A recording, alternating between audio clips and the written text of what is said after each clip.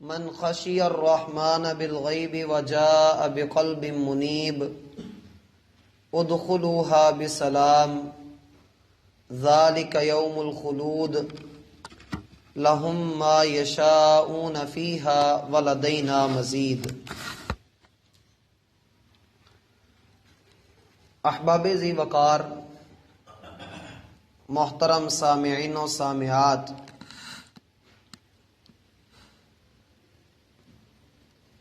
اللہ تعالی کی انگنت لا تعداد رحمتوں کے سائے میں پروان چڑھنے والے ہم جیسے گنہگار لوگ چاہیے کہ جب اس کی رحمت کو دیکھیں، اس کی نعمتوں سے بہرہ مند ہوں، تو اپنے رب کی شکر گزاری میں اپنے دن رات بسر کریں۔ زندگی کا ایک ایک لمحہ اور اس ایک ایک لمحے میں ہونے والے اعمال، وہ وقت زیادہ دور نہیں جب ان کا حساب دینا پڑے گا۔ وَهُوَ الَّذِي جَعَلَ اللَّيْلَ وَالنَّهَارَ خِلْفَةً لِمَنْ أَرَادَ أَنْ يَذَّكَّرَ أَوْ أَرَادَ شُكُورًا، وہ اللہ کے جس نے رات کے پیچھے دن کو لگا دیا ہے، اور یہ دونوں ایک دوسرے کے پیچھے آتے رہتے ہیں، لیکن حضرت انسان اگر ان پر غور کرے، رات اور دن کا بدلنا، والفجر ولیال عشر، ہمیں 10 راتوں کی قسم ہے اور فجر کے نکلنے کی قسم ہے کہ رات کی تاریکی دن کے اجالے میں بدلنے پر اگر کوئی قادر ہے تو وہ رب ذوالجلال ہے۔ لمن اراد ان یذکر او اراد شکورا، یہ دن اور رات کی تبدیلی میں اور پھر ماہ و سال کے بدلنے کے ساتھ موسم کے بدلنے میں ہر اس شخص کے لیے نشانی ہے، ہر اس شخص کے لیے نصیحت کا سامان موجود ہے جو نصیحت حاصل کرنا چاہتا ہے، جو اللہ کا قرب چاہتا ہے، اور جو اللہ کا شکر گزار بندہ بننا چاہتا ہے، اس کے لیے ان نشانیوں کے اندر نصیحات موجود ہیں۔ میرے عزیز بھائیوں، اللہ تعالیٰ نے ہمیں جو بڑی بڑی نعمتیں عطا فرمائی ہیں، ہم نے اپنی پچھلی ملاقات میں سردی کے حوالے سے کچھ گفتگو آپ کے سامنے رکھی تھی،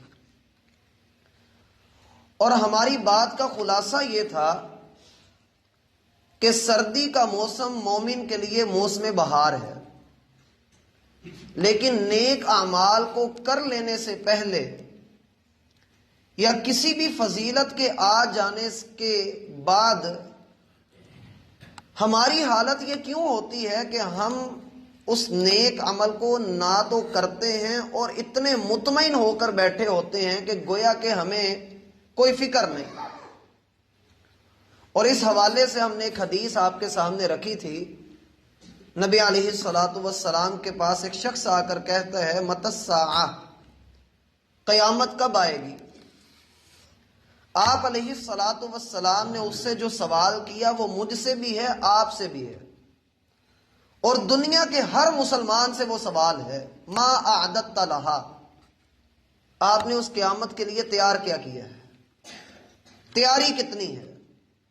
مانتے ہیں کہ دنیا میں ہم مسافر ہیں، اور اس سفر کے اندر ہم سفر کی خوبصورتی اور بناوٹ بناؤ خوبیوں کے اندر پڑ رہے ہیں، یہ نہیں دیکھ رہے کہ سفر کا انجام کیا ہے، گاڑی کس رستے پر پڑ چکی ہے۔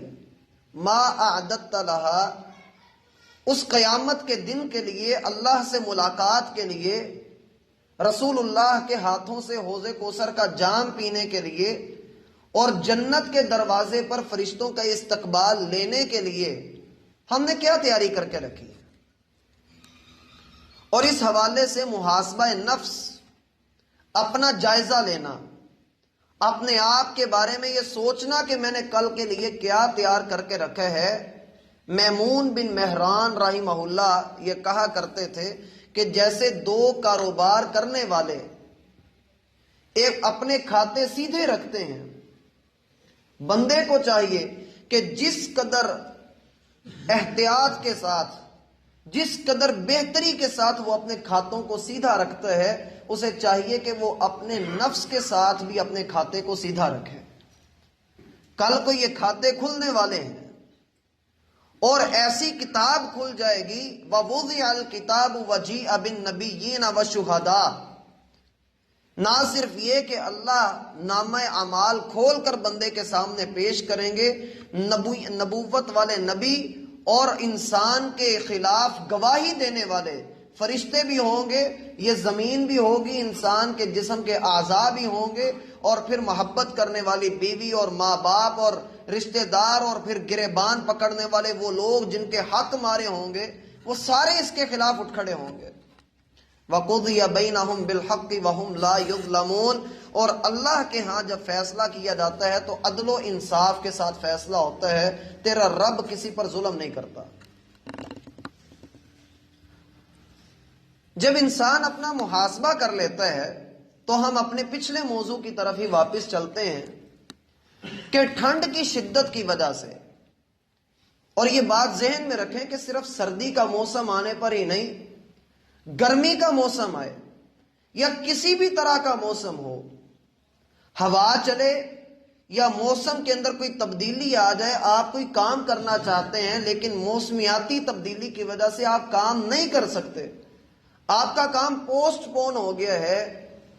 اکثر بھائی اپنی لا علمی کی وجہ سے، نا اہلی کی وجہ سے وہ موسم کو گالی دے دیتے ہیں، وہ ہوا کو برا بھلا کہہ دیتے ہیں، وہ دن اور رات کو گالی دے دیتے ہیں. اگر دیکھا جائے تو ان کا یہ ڈانٹنا، ان کا یہ گالی دینا اپنی جگہ پر انسانی فطرت آپ کہہ لیں، لیکن انسانی فطرت کا منہ زور گھوڑا جہاں جہاں اپنی لگام چھڑاتا ہے کہیں اور نکلنے لگتا ہے، شریعت پورے زور سے اس کو روکتی ہے اور ڈرا کر روکا جاتا ہے. صحیح مسلم کی روایت ہے، نبی علیہ الصلوۃ والسلام نے فرمایا کہ لا تسبوا الریح، لوگوں ہوا کو گالی مت دو.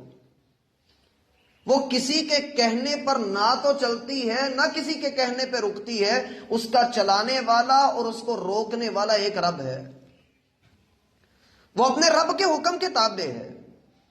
یہ گرمی یا سردی کی شدت، دن اور رات کا آنا، آپ نے حدیث سنی ہوگی کہ سورج ہر روز غروب ہوتے وقت اللہ تعالیٰ کے عرش کے نیچے جا کر سجدہ کرتا ہے اور اللہ تعالیٰ سے پوچھتا ہے کہ اے اللہ میں اگلے دن کہاں سے طلوع ہونا ہے. اللہ تعالیٰ اسے فرماتے ہیں کہ تو نے مشرق سے طلوع ہونا ہے. اور ایک دن ایسا آئے گا جب اللہ تعالیٰ اسے کہیں گے کہ اے سورج تو وہیں سے طلوع ہو جہاں سے تو غروب ہو کر آیا ہے، اور وہ قیامت کا دن ہوگا.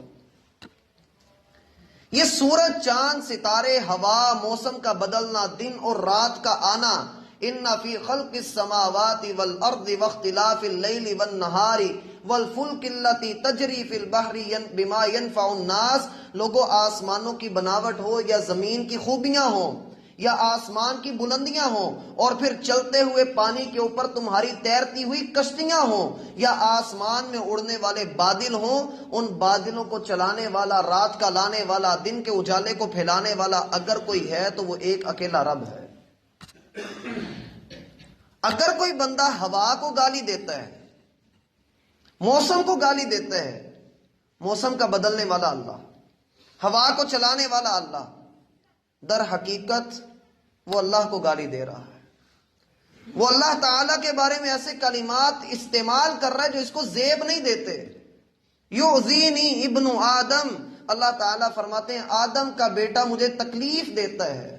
یسب الدہر وانا الدہر، آدم کا بیٹا زمانے کو گالی دیتا ہے حالانکہ زمانہ میں ہوں. اقلب اللیل والنہار، دن اور رات کو میں ہی تو بدلتا ہوں. حدیث ہے لا تسب الدیک فإنہ یوقظ للصلاۃ، لوگوں مرغے کو گالی مت دو. اس کی وجہ یہ ہے کہ یہ لوگوں کو فجر کے وقت نماز کے لیے جگاتا ہے، بانگ دیتا ہے، اس کو گالی مت دو. اب دل پر ہاتھ رکھ کر یہ سوچئے کہ جس شریعت نے مجھے مرغے کو گالی دینے سے روکا، مجھے منع کیا کہ میں ہوا کو گالی مت دوں، مجھے کس نے حق دیا کہ میں اپنے مسلم بھائی کو گالی دوں؟ مجھے یہ کس نے حق دیا کہ اپنے مسلم بھائی کو تو گالی دینا ایک گناہ تھا ہی، اس گناہ کے اوپر مزید گناہ یہ ہوا کہ ہم نے علماء کو بھی گالیاں دی۔ اختلافات نظریات کی بنیاد پر ہوتے ہیں، ہر بندے کا ہر دوسرے بندے سے اختلاف ہے، ہر ایک کا اپنا اپنا نظریہ ہے، لیکن اختلافات کو ہمیشہ دلائل کے ساتھ رفع کیا جاتا ہے، کسی کی تذلیل کر کے، کسی کو برا بھلا کہہ کر، اور اس کے بارے میں اپنی زبان سے ایسے الفاظ نکال کر کہ کل کو ہم اس کا سامنا نہ کر سکیں۔ احبب حبیبک ہون ما عسى ان یکون بغیضک یوم ما، آج آپ جس سے محبت کی شدتوں اور حدتوں میں بہتے چلے جا رہے ہیں، محبت کی پینگیں اتنی مت بڑھائیے کہ کل کو جدائی مشکل ہو جائے۔ وَأَبْغِضْ بَغِيضَكَ يَوْمًا مَّا عَسَىٰ أَن يَكُونَ حَبِيبَكَ يَوْمًا مَّا، اور کسی سے نفرت میں اتنے اندھے نہ ہو جائیے کہ کل کو اسی کو گلے لگانا پڑ جائے تو شرمندگی ہو۔ اللہ تعالیٰ کے ساتھ، اللہ کے بندوں کے ساتھ، انما یخشی اللہ من عبادہ العلماء، روئے زمین کے اوپر اگر اللہ سے ڈرنے والا کوئی ہے تو میرا بھائی وہ علماء ہوتے ہیں۔ وما يعقلها الا العالمون، اللہ تعالیٰ کے قرآن کو سمجھتے ہیں، نشانیوں کو سمجھتے ہیں، نصیحت حاصل کرتے ہیں اور پھر عوام تک ان کو پہنچاتے ہیں، وہ عالم ہوتے ہیں۔ اور پچھلے دنوں کے اندر جو بھی معاملہ ہوا بابا جی کا، اب وہ اللہ کی رحمت میں جا چکے، ان کا معاملہ جو بھی ہے، اختلافات اپنی جگہ پر، لیکن ہم اللہ کے حضور دعا کرتے ہیں اللہ ان کی مغفرت فرمائے، وہ مسلمان تھے۔ اور یاد رکھیے قرآن کریم کے اندر اللہ تعالیٰ نے جو شرک کے بارے میں، بعض لوگوں کا یہ نظریہ بھی ہے کہ وہ مشرک تھے، اور بڑی معذرت کے ساتھ ایک مکتب فکر کا نام لے کر کہتے ہیں یہ پورا مکتب فکر ہے ہی مشرکوں کا ٹولہ۔ میرا بھائی قرآن کریم کے اندر اللہ تعالیٰ نے شرک کی جو مذمت بیان فرمائی ہے وہ دو طرح سے ہے، ایک شرک اصغر ہے، ایک شرک اکبر ہے۔ شرک اصغر وہ لوگ کر رہے ہیں جن کو صحیح طرح سے مشرک ہونے کا یا شرک کا علم نہیں ہے، وہ اپنی جہالت کی وجہ سے، لا علمی کی وجہ سے ایسا کر رہے ہیں۔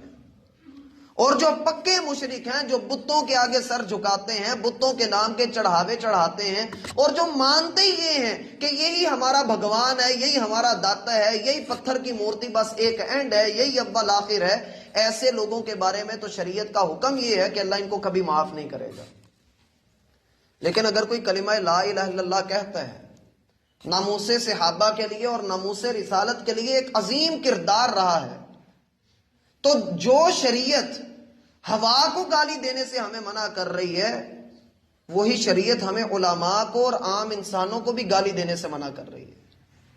اور پھر صحیح بخاری کی روایت بھی تو دیکھیے، رسول اللہ صلی اللہ علیہ وآلہ وسلم نے فرمایا لا تسبوا الاموات، جو فوت ہو چکے ہیں ان کو گالی مت دو، جو دنیا سے جا چکے ہیں ان کو گالی مت دو، فَإِنَّهُمْ قَدْ أَفْضَوْا إِلَىٰ مَا قَدَّمُوا، انہوں نے جو اعمال دنیا میں رہ کر کیے تھے وہ آگے جا کر اپنا بدلہ پا چکے ہیں۔ مرنے والا مر جاتا ہے، دو کام ہوتے ہیں اس کے پیچھے، یا لوگ سکون میں آ جاتے ہیں یا وہ سکون میں آ جاتا ہے۔ مرنے والا مر جاتا ہے، یہ حدیث ہے، جانے والا چلا جاتا ہے، یا تو لوگوں کو سکون ہو جاتا ہے اس کے جانے سے یا وہ سکون میں آ جاتا ہے۔ اور پھر آگے ہم اپنے موضوع کی طرف واپس پلٹتے ہیں۔ سردی کے موسم میں کچھ اعمال ایسے ہیں جن کا کرنا انتہائی آسان ہو جاتا ہے، بس اپنے ذہن کو سمجھانے والی بات ہے۔ سب سے پہلا عمل جو سردی کے موسم میں انتہائی آسانی کے ساتھ کیا جا سکتا ہے، انتہائی آسانی کے ساتھ، وہ ہے نفلی روزہ رکھنا۔ نفلی روزہ، اور بالخصوص جوانوں کے لیے، جو نوجوان ہیں ان کے لیے تو رسول اللہ صلی اللہ علیہ وآلہ وسلم نے اسے ریکمینڈ بھی کیا ہے یا معشر الشباب من استطاع منکم الباءۃ فلیتزوج، اے جوانوں کی جماعت جس میں سکت ہے، طاقت ہے، وہ نکاح کرے، اور اگر اس کے پاس طاقت نہیں ہے، سکت نہیں ہے ابھی، تو پھر اس کو چاہیے کہ وہ روزہ رکھے۔ اور روزہ ایک ایسی عبادت ہے، صرف رمضان کے مہینے میں نہیں، عام دنوں میں بھی ان حدیثوں کو اپنے ذہن میں رکھیے۔ الصوم لی وانا اجزی بہ، روزہ صرف میرے لیے ہے اور میں ہی اس کی جزا دوں گا۔ روزے دار کے منہ کی بو اللہ تعالیٰ کے ہاں مشک کی خوشبو سے، کستوری کی خوشبو سے بھی بڑھ کر محبوب ہے۔ ایک نفلی روزہ، نبی علیہ الصلوۃ والسلام فرماتے ہیں ایک دن کا نفلی روزہ اگر کوئی بندہ رکھ لے، اللہ تعالیٰ اس کے چہرے کو جہنم سے 70 سال تک دور کر دیتے ہیں۔ اور ایک روایت میں آتا ہے کہ اللہ اتنا دور کر دیتے ہیں جتنا زمین اور آسمان کے مابین فاصلہ ہے۔ اس روزے کو رکھیے۔ یہ روزے کوئی بھی ہو سکتے ہیں۔ اب سوموار اور جمعرات کا روزہ اللہ کے رسول کی سنت ہے۔ ایام 20، چاند کی 13، 14 اور 15 کا روزہ رکھنا، ایک دن چھوڑ کر ایک دن روزہ رکھنا، 2 دن چھوڑ کر ایک دن روزہ رکھنا اپنا معمول بنائیے۔ اللہ کی قسم آپ دیکھیں گے کہ آپ کی زندگی میں اس روزے کی برکت ہے۔ یہ صرف اخروی فضائل نہیں ہیں، دنیا کے اندر بھی آپ کو اس کی برکت ملے گی۔ اور بالخصوص جوانوں کو اللہ کے رسول نے فرمایا احسن للفرج واغض للبصر، یہ تمہاری شرمگاہ کی حفاظت بھی کرے گا اور تمہاری نظر کو نیچا بھی کر دے گا۔ یہ ایک روزہ۔ اور ہمارے پاس میرا بھائی اعمال کی بڑی قلت ہے، ہم نیکیوں میں بہت پیچھے ہیں۔ اور ان دنوں کے اندر نبی علیہ الصلوۃ والسلام کا فرمان ہے الغنیمۃ الباردۃ الصوم فی الشتاء، لوگوں ٹھنڈی اور آسان غنیمت، آسان فائدہ یہ ہے کہ انسان ٹھنڈ میں روزہ رکھے۔ بڑا آسان کام ہے، سارا دن پیاس ہی نہیں لگتی اور چھوٹا سا دن ہوتا ہے۔ دوسرا عمل جو ان دنوں کے اندر انسان کو کرنا چاہیے، اور ان دنوں میں اگر بندہ کر لے، ہم اکثر کہتے ہیں رمضان کا مہینہ جو ہے یہ انسان کو 11 مہینے کی تربیت دے کر جاتا ہے۔ سلف یہ کہا کرتے تھے کہ رمضان کے بعد سردیاں ہیں جو انسان کی تربیت کرتی ہیں۔ ان مہینوں میں اپنی عادت بنا لیجیے، یہ عادت آپ کو گرمیوں میں فائدہ دے گی۔ اور وہ عادت یہ ہے کہ رات کے وقت میرا ہر بھائی ہر بہن اس کو اپنا معمول بنا لے کہ 2 رکعت تہجد ادا کر کے سونا ہے۔ نبی علیہ الصلوۃ والسلام کا فرمان ہے سب سے افضل نماز فرض نمازوں کے بعد سب سے افضل نماز اگر کوئی ہے تو رات کی نماز ہے، تہجد کی نماز ہے۔ اس کا وقت عشاء کے بعد سے لے کر فجر کی اذانوں تک رہتا ہے۔ سب سے افضل وقت اس کا شروع ہوتا ہے رات کے آخری تہائی حصے میں۔ اگر 6 گھنٹے کی رات ہے تو آخری 2 گھنٹے اس کے بڑے افضل ہیں۔ اس وقت اللہ تعالیٰ اپنی شان کے مطابق آسمان دنیا پر تشریف لاتے ہیں، اور اس وقت اعلان ہوتا ہے۔ اور جو بھائی مقروض ہے، جو چاہتا ہے میرے پاس رزق کی فراوانی ہو، میں کبھی بیمار نہ پڑوں، مجھے جو ہے وہ اللہ تعالیٰ کی طرف سے بخشش اور رحمت مل جائے، میرے گھر والے امن میں آ جائیں اور میری زندگی سنور جائے، اللہ کی قسم وہ تہجد کو اپنے اوپر لازم کر لے۔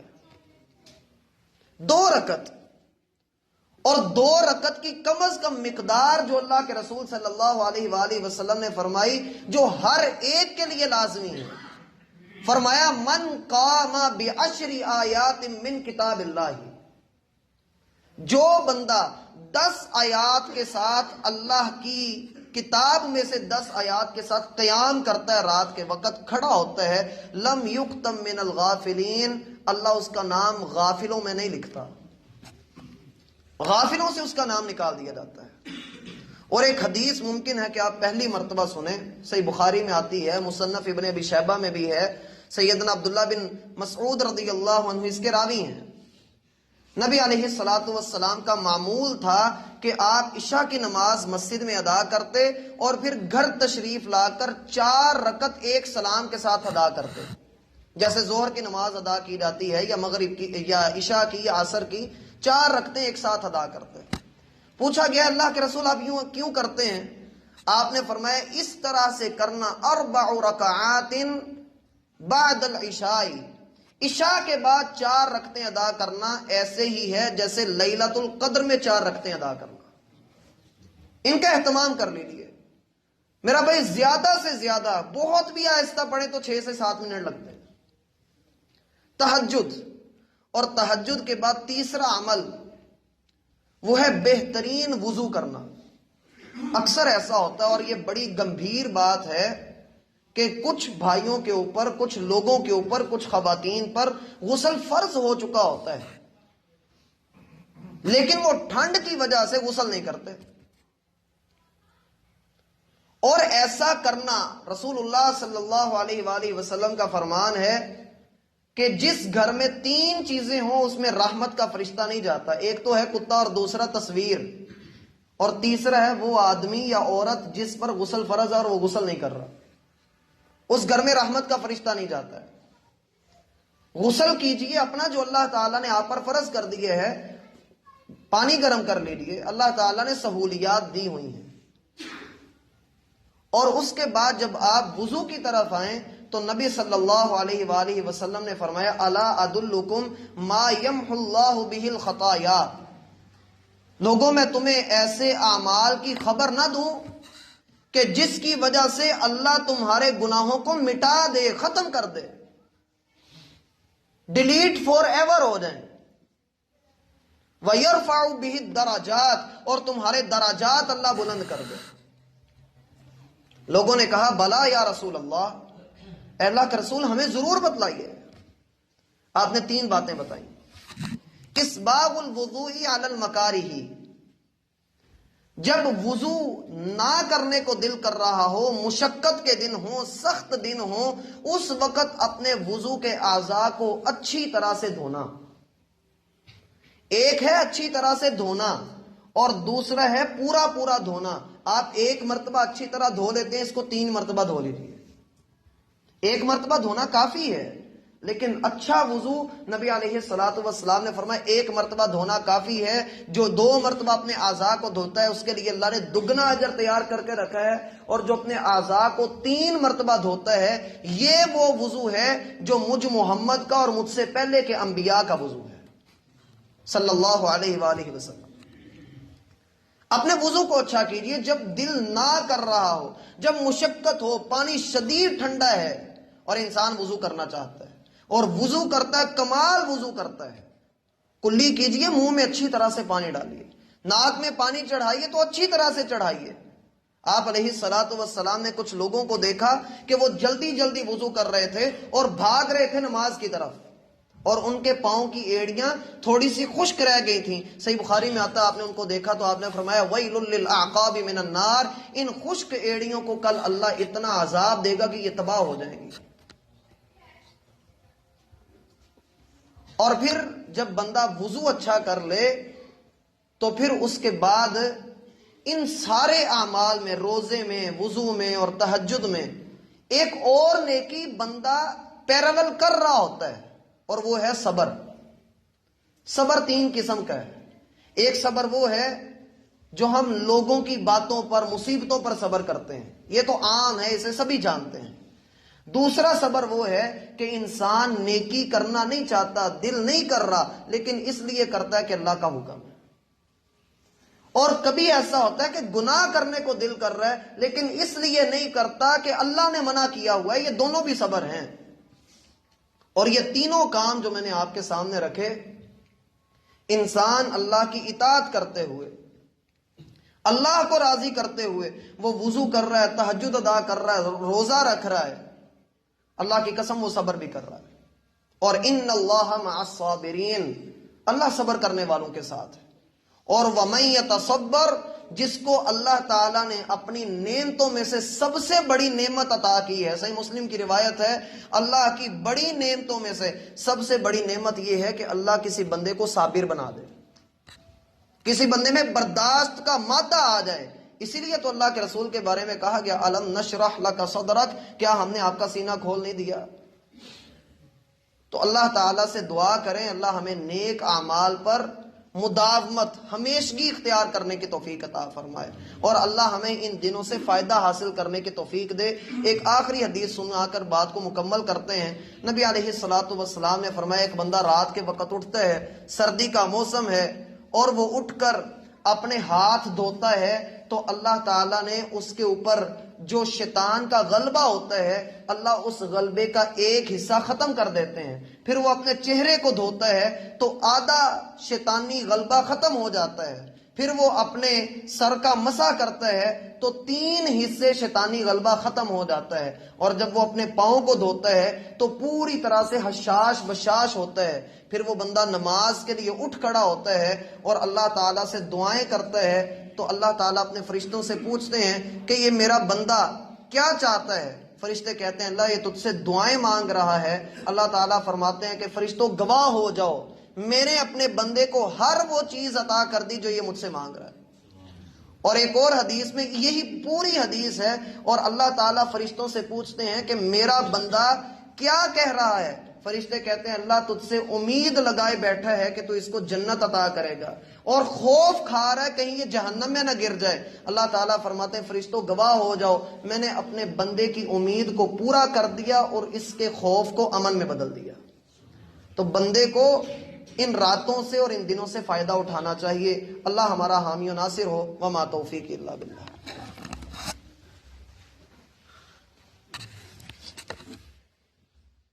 من خشی